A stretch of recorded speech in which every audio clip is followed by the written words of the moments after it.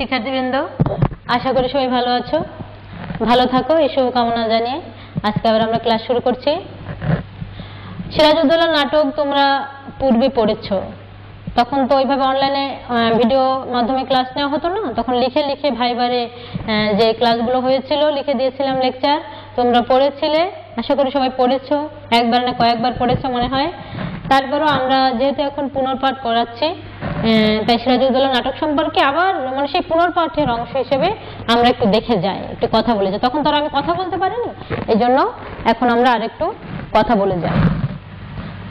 নাটকের ক্ষেত্রে দেখো, সিরাজউদ্দৌলা সম্পর্কে তোমরা জানো, এমন ইতিহাসটা এত মানে মর্ম ছুঁয়ে যাওয়া একটা ইতিহাস, তাই না? আমাদের সে স্বাধীনতা বিকিয়ে দেওয়ার ইতিহাস এবং স্বাধীনতাকে ধরে রাখার যে শেষ প্রচেষ্টা তার ইতিহাস আমাদের খুবই মানে ব্যথিত করে সিরাজউদ্দৌলার কাহিনীটি। যাই হোক, এখানে দেখো এই যে ভাগ্যহত এক নবাব তার ভাগ্য বিপর্যয়ের কাহিনী তুলে ধরেছেন কে? নাট্যকার সিকান্দার আবু জাফর, তাই না? এর আগে সিরাজউদ্দৌলা নিয়ে অনেক নাটক লেখা হয়েছে, বেশ কিছু নাটক লেখা হয়েছে, এই বিষয়ে আমি কথা বলেছি। কিন্তু যে যে বিষয়গুলো আগের নাট্যকাররা বাদ দিয়েছিলেন, সেই বাদ দেওয়া বিষয়টিকে নিয়ে পুনরায় সিকান্দার আবু জাফর তিনি নাটক রচনা করলেন এবং এখানে খুব করুণ কিছু দৃশ্যের অবতারণা করেছে শেষের দিকে, এবং যে মৃত্যুর দৃশ্যটা তোমরা দেখেছো, এবং তার পূর্বে যে ষড়যন্ত্র হচ্ছে, ষড়যন্ত্র কিভাবে এগোচ্ছে, পরস্পরের মধ্যে ষড়যন্ত্রকারীরা কি কথোপকথন হচ্ছে, তারা কিভাবে ভাগ বাটোয়ারা করছে, এই বিষয়গুলো সিরাজউদ্দৌলার নাটকে গুরুত্ব পেয়েছে।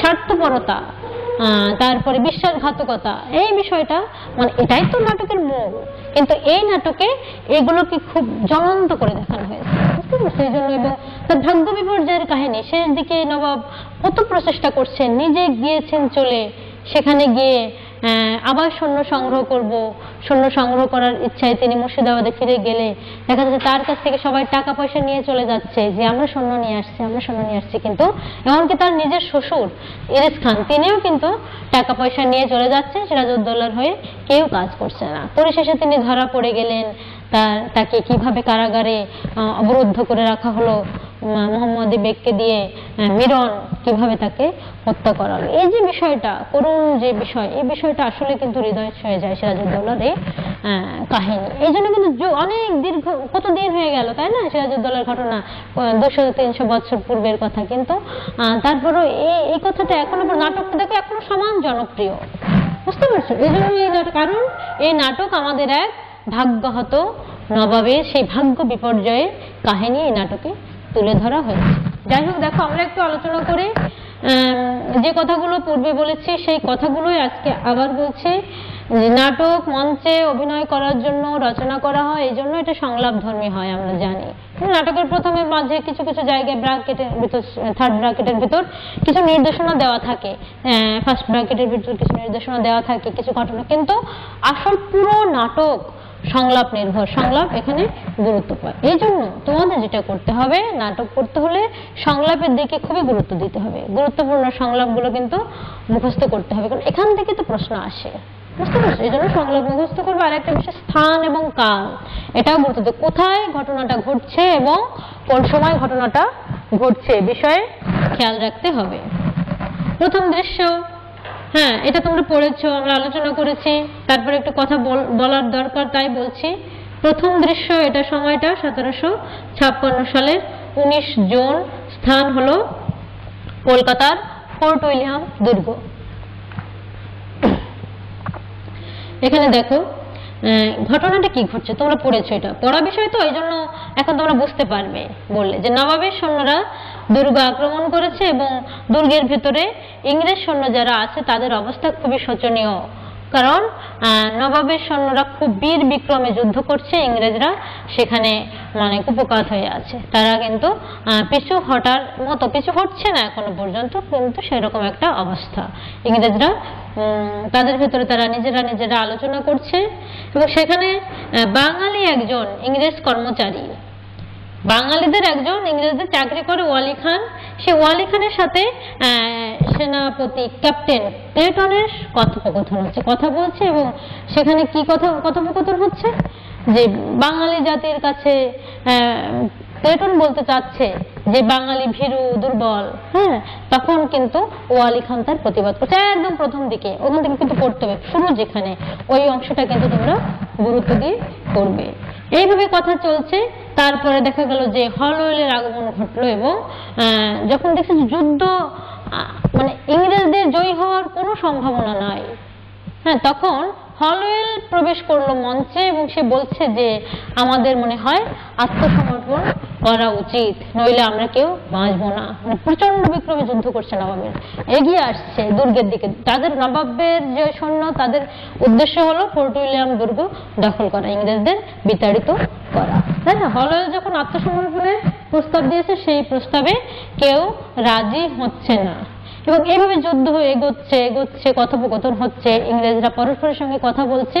একসময় দেখা গেল যে ক্লেটন প্রস্থান করলো। ক্লেটন প্রথম দিকে খুব মানে জোরসোর কথা বলছিল, খুব বড় বড় কথা বলছিল। সেই ক্লেটন হুট করে পালিয়ে গেল। যখন দেখছে যে বাঁচার কোনো আশা নাই, আগে বড় কথা অনেক বলে ফেলেছে, শেষমেশ ক্লেটন পালিয়ে গেল এবং তারপরে উমিচাঁদ নামে একটা চরিত্র, তার প্রবেশ। উমিচাঁদ এদেশের মানুষ নয়, হ্যাঁ, বাঙালি না, কিন্তু এদেশে থাকে, এখানে থাকে, বাংলায় থাকে, বাঙালি নয়। সেই ব্যবসা বাণিজ্য করার জন্য, অর্থ উপার্জনের জন্য এদেশে এসেছে।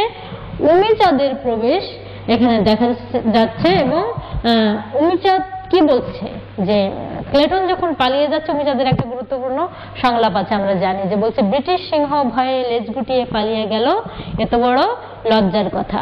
এই সংলাপটা তোমরা দেখবে যে ওখানে আছে।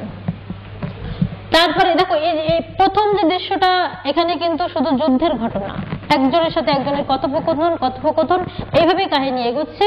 তারপর রাজা মানিক চাঁদ, নবাব সিরাজউদ্দৌলার পক্ষের মানিক চাঁদ এবং মীর মর্দান। মীর মর্দান খুব বড় একজন সেনাপতি, নবাব সিরাজউদ্দৌলার পক্ষের সেনাপতি। মীর মর্দান এবং মানিক চাঁদ, এখানে বোঝা যাচ্ছে যে তারাই ছিল যে যখন যুদ্ধটা হচ্ছে, নবাব বাহিনী এগিয়ে আসছে, নবাব বাহিনী সেই যুদ্ধে মানিক চাঁদ এবং মীর মর্দান তারা যুদ্ধটাকে এগিয়ে নিয়ে আসছিলেন নেতৃত্ব দিয়ে। তারা একসময় দুর্গ দখল করলো এবং ইংরেজদের পরাজয় ঘটে গেল। তারপরে দেখছি আমরা যে সিরাজউদ্দৌলা প্রবেশ করছেন মঞ্চে। হলওয়েল এবং ওয়াটসের সাথে সিরাজউদ্দৌলার কথোপকথন হচ্ছে। নবাব সিরাজউদ্দৌলা তিনি যে দুর্গ দখল করলেন ইংরেজদের, এই নিয়ে ইংরেজদের সাথে কথা বলছে যে তোমরা এখানে ব্যবসা বাণিজ্য করতে এসেও কেন আমাদের দেশের উপর, মানুষের উপর তোমরা হস্তক্ষেপ করছো, শাসন ক্ষমতার উপর হস্তক্ষেপ কেন করতে চাচ্ছ, এই বিষয়ে নবাবের সাথে কথোপকথন হচ্ছে। এবং ইংরেজরা এদেশে যেসব কুকীর্তি করেছে, মানে দেশে বাণিজ্য করতে আসার পর যে অন্যায়গুলো তারা প্রতিনিয়ত করে যাচ্ছে, নবাব সিরাজউদ্দৌলা সেগুলো তুলে ধরছে। আর ওয়াটস এবং হলওয়েল তারা কি করছে, তারা বলছে না না নবাব, আমরা তো এখানে ব্যবসা বাণিজ্য করতে এসেছি, আমরা তো এটা করিনি, ওটা করিনি, অর্থাৎ নিজেদের পক্ষে যুক্তি দেখাচ্ছে। এইভাবে কথোপকথন এগোচ্ছে। তারপরে দেখো সিরাজউদ্দৌলা শেষে কি সিদ্ধান্ত নিলেন? তিনি সিদ্ধান্ত নিলেন যে না, তোমরা আর কলকাতায় থাকতে পারবে না, তোমরা কলকাতা ত্যাগ করে চলে যাবে এবং তাদের কিছু সম্পত্তি নবাব বাজেয়াপ্ত করে নিলেন। বুঝতে পারছো এই যে বিষয়, তাদের কিছু এলাকা সেখানে পুড়িয়ে দেওয়ার, অগ্নিসংযোগ করে আগুন ধরিয়ে দেওয়ার আদেশ দিলেন। এই বিষয়টা আছে, তোমরা পড়েছো যেহেতু, তাই না? তারপরে কি করছেন, ইংরেজ সৈন্য যারা ছিল, নবাব বলছেন ঠিক আছে, সৈন্যদের দোষ নাই, সৈন্যদের মুক্তি দিয়ে দিলাম, কিন্তু তিনি হলওয়েল, ওয়াটস আর পলেট নামে একজন, তাদেরকে বন্দি করে নিয়ে মুর্শিদাবাদে চলে যাচ্ছেন। মুর্শিদাবাদ হলো সিরাজউদ্দৌলার রাজধানী। কলকাতা ইংরেজ দখল করেছিল, নবাব সংবাদ শুনে মুর্শিদাবাদ থেকে এসে কলকাতাকে ইংরেজ মুক্ত করে আবার তিনি মুর্শিদাবাদে ফিরে যাচ্ছেন এবং যাওয়ার সময় কি করলেন, উমিচাঁদকে মুক্তি দিয়ে গেলেন। উমিচাঁদ ইংরেজদের সাথে যে সেখানে একটা কারসাজি করছিল, এটা বোঝা সত্ত্বেও সিরাজউদ্দৌলা উমিচাঁদকে মুক্তি দিয়ে গেলেন এবং মানিক চাঁদ, যিনি এই যুদ্ধে অংশগ্রহণ করেছিলেন, সেই মানিক চাঁদকে নবাবের বিশ্বাসভাজন লোক, নবাব বিশ্বাস করেন, সেই মানিক চাঁদকে কলকাতার দিওয়ান নিযুক্ত করলেন যে হ্যাঁ, এখন থেকে কলকাতার দায়িত্ব আপনার, আমি তো মুর্শিদাবাদ চলে যাবো, কলকাতা এখন থেকে আপনি দেখবেন। মানিক চাঁদকে তিনি যে বিশ্বাস করে কলকাতার দিওয়ান নিযুক্ত করে গেলেন, এটাই ছিল সিরাজউদ্দৌলার অন্যতম একটা ভুল। বুঝতে পারছো যে বিষ বৃক্ষ তো আগে রোপিত হয়েছে, সেই বিষ বৃক্ষের গোড়ায় সিরাজউদ্দৌলা যেন জল সেচন করলেন। এদের যদি কলকাতা না রেখে যেতেন মানিক চাঁদকে, তাহলে কিন্তু ইংরেজরা কলকাতা দখল করার, যুদ্ধ করার এতটা সাহসিকতা দেখাতে পারত না। বুঝতে পারছো, এটাই এই দৃশ্যটা এখানে শেষ। গুরুত্বপূর্ণ কিছু উক্তি আছে, খেয়াল করো। যে প্রথম পৃষ্ঠায় তোমরা পাবে একদম প্রথমে শুরুতে, ক্লেটন বলছে ওয়ালি খানকে, চুপ বেঈমান, কাপুরুষ বাঙালি জাতির কাছে যুদ্ধ বন্ধ হবে না। উক্তিগুলো পড়ার সময় তোমাদের কিন্তু খেয়াল করতে হবে যে এখানে কাকে বলছে, কে বলছে এবং কোন প্রসঙ্গে বলছে, এভাবে কিন্তু প্রশ্ন আসে। আর একটা হলো দেখো, যত বড় মুখ নয় তত বড় কথা। ক্লেটন বলছে ওয়ালি খানকে যে এত কথা কেন বলছো, তুমি যত বড় মুখ নয় তত বড় কথা, বাঙালি কথা, সেই বিষয়টা বুঝতে পারছো, এটা প্রথম দিকে পাবে। ওই চাঁদের সেই উক্তিটা উমিচাঁদ হলওয়েলকে বলেছিল কোনটা, ক্লেটন প্রসঙ্গে বলছে যে ব্রিটিশ সিংহ ভয়ে দেশ গুটিয়ে নিলেন, এ বড় লজ্জার কথা। অর্থাৎ এই যে ক্লেটন এত বড় বড় কথা বলছিল, সে আবার একসময় পালিয়ে গেল ভয়ে, এই বিষয়টা এখানে বলছে। মীর মর্দানের একটা উক্তি আছে, সন্ধি নাকি আত্মসমর্পণ, বুঝতে পারছো, এটা হলওয়েলকে বলেছে, এটাও তোমরা একটু খেয়াল রেখে তোমরা একটু দেখো। এর পরের দৃশ্যটা ছোট্ট করে আমরা একটু বলি। দ্বিতীয় দৃশ্য যেটা ঘটছে, সময়টায় সাল একই, সময় হলো 3 জুলাই, কলকাতার ভাগীরথী নদীর বুকে ফোর্ট উইলিয়াম জাহাজ, সেখানে এই ঘটনাগুলো ঘটছে। ইংরেজরা যেহেতু কলকাতা থেকে নির্বাসিত হয়েছেন, তাদের কলকাতা থেকে তাড়িয়ে দেওয়া হয়েছে, এখন তারা আশ্রয় নিয়েছে ভাগীরথী নদীর ভেতর একটা জাহাজ, সেই জাহাজের নাম হলো ফোর্ট উইলিয়াম জাহাজ। ফোর্ট উইলিয়াম দুর্গ নাই, কিন্তু জাহাজ একটা আছে, সেই জাহাজের নামও তারা ফোর্ট উইলিয়াম দিয়ে সেখানে তাদের আগে যে কাজগুলো করতো সেই কাজগুলো জাহাজে বসে করছে, এবং সেখানে তারা খুবই মানবেতর জীবনযাপন করছে। তাদের খাদ্য নেই, পানীয় নেই, পরিধেয় বস্ত্র নেই, হ্যাঁ, ইংরেজরা যে বিলাসবহুল জীবনযাপন করে তার কিচ্ছু নেই, হ্যাঁ, এই যে মানবেতর জীবন তারা সেখানে বসে যাপন করছে, এবং ওই যে দুঃখ কষ্টের ভিতর তারা দিন কাটাচ্ছে, এবং সেখানে তারা ষড়যন্ত্র চালিয়ে যাচ্ছে। নবাব সিরাজউদ্দৌলা ওয়াটস এবং হলওয়েলকে মুক্তি দিয়েছেন। ওই যে প্রথম দেশে আমরা দেখেছি ওয়াটস এবং হলওয়েলকে বন্দী করে মুর্শিদাবাদে নিয়ে গিয়েছিলেন, তাদের আবার তিনি মুক্তি দিলেন। দেখো, সিরাজউদ্দৌলার সবচেয়ে বড় দুর্বলতা ছিল মানুষকে ক্ষমা করে দেওয়া। এটাকে দুর্বলতা কেন বলছি, উনি সবাইকে বিশ্বাস করতেন, বয়স অল্প ছিল, তাই না, এই বিষয়গুলো নিয়ে আমরা কথা বলেছি যে মাত্র 23 বছর বয়স একজন মানুষ হুটহাট করে সবাইকে বিশ্বাস করতেন, আর বিশ্বাস করতেন বলেই তো বিশ্বাসঘাতকতার শিকার হলেন তিনি।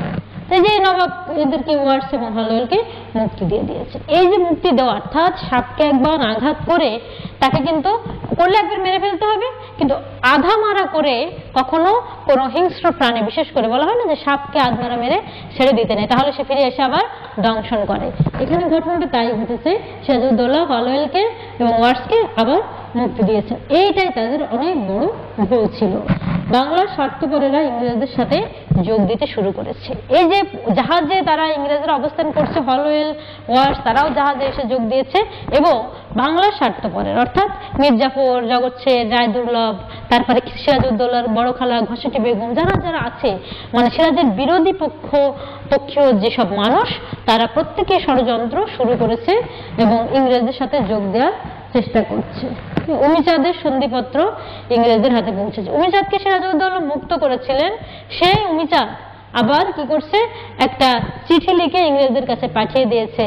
সেই চিঠিতে লিখেছে যে মানিকচাঁদকে নাকি উমিচাঁদ রাজি করিয়ে ইংরেজদের পুনরায় কলকাতায় ফিরিয়ে আনার ব্যবস্থা করছে, এর বিনিময়ে সে কিছু অর্থ দাবি করেছে। বুঝতে পারছো, টাকা পেলে মানিকচাঁদও ষড়যন্ত্রে যোগ দিতে আগ্রহী। এই যে একটা ষড়যন্ত্রের আবহাওয়া সৃষ্টি হয়েছে, ষড়যন্ত্রের বাতাস চারিদিকে বয়ে যাচ্ছে, এই বিষয়টা এই দ্বিতীয় উদ্দেশ্যে এখানে আছে। দ্বিতীয় উদ্দেশ্যের গুরুত্বপূর্ণ উক্তি খেয়াল করো।